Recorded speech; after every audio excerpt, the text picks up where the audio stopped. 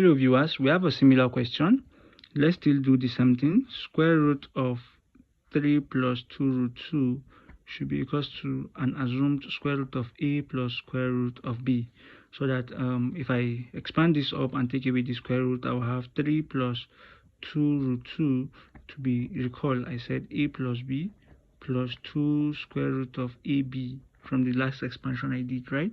Now after this, I can just equate the ones without square root and the ones with square root, this, so that I can just call a plus b to be equals to 3. Let me give it a name. Let me call it equation 1. And at the same time, 2 root ab is equals to 2 root 2. Let's solve it down before we give it a name like an equation, right? So that if I divide both sides by 2, this cancels out. I will have square root of ab to be equals to 2 cancels 2, square root of 2. So that if I take the square on both sides, if I square both sides, I will have ab to be equals to 2. I can then call it equation 2. Now let's solve equation 1 and 2. Or equation 1 is this, right? Now if equation 1 is a plus b, let's do something. I can say a is equals to 3 minus b. So if a is 3 minus b, let's substitute in equation 2 and see what we can have. We will have it that open bracket 3 minus b times b is equals to 2. So let's solve it down. That's if you substitute in this, right? I will have 3b minus b squared is equals to 2. Let's rearrange. I will have minus b squared plus 3b minus 2 is equals to 0 when this cross to the other side, right?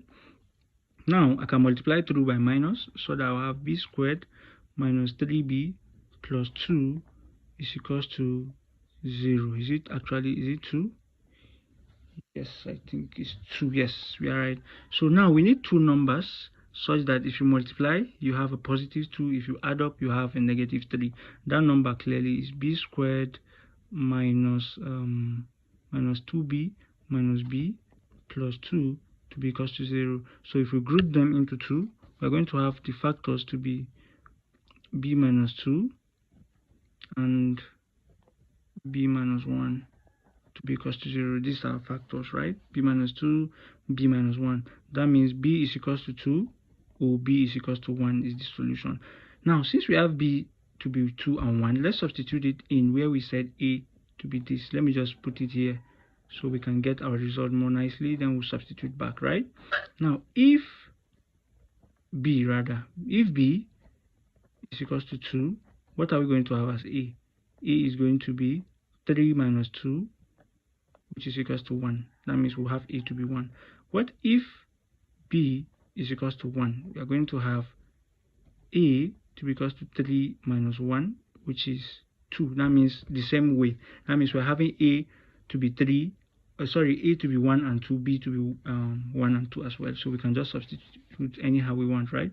Recall we said something like square root of 3 plus 2 root 2 to be square root of A plus square root of B, right?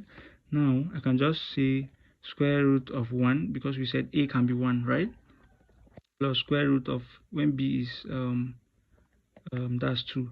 That means our answer is going to be square root of 1 is 1 plus square root of 2. Excuse me, this is the only result we have. Thanks for watching, and please see you in the next episode.